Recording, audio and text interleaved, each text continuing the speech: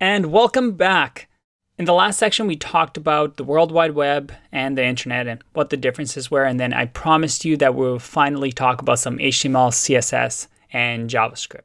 So I've been vaguely referencing these files and just told you that they're simple text files for now. But what are they specifically?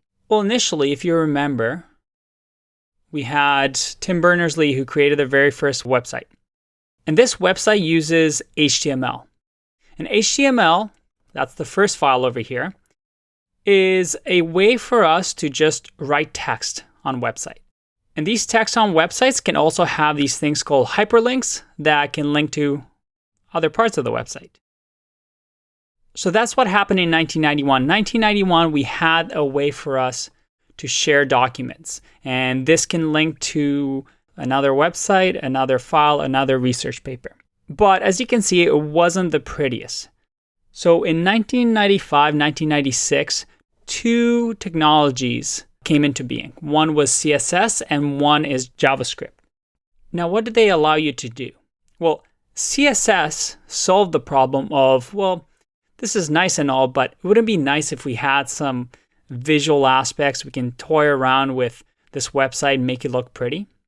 And then JavaScript said, well, ideally we'll be able to have something like this website where, I can click over here, I can shop now, I can put in my credit card and get these fancy slippers, and I can do all this interactive things with my website.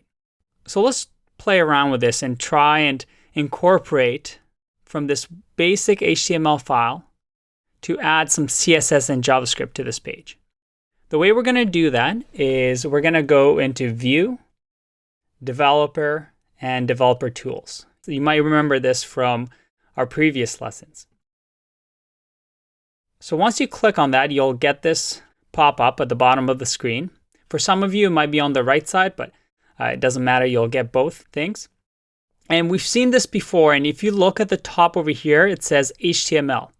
And that's it. HTML is this. It's this file that has this weird syntax that describes how this web page should look in text. So you can see over here it says the World Wide Web. These are just text. On the right side over here, you'll see something called styles.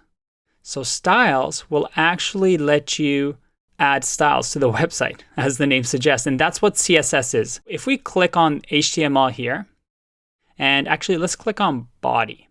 Without knowing any CSS or anything, if we define something like color,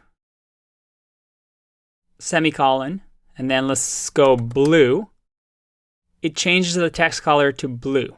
Chrome lets you play around with websites and actually inject some CSS into this HTML. Without knowing any CSS, we can kind of play around, type in a letter, and it will have a drop down. So let's see over here if we can do background color. Let's make it, I'm going to press tab. I'm going to do red.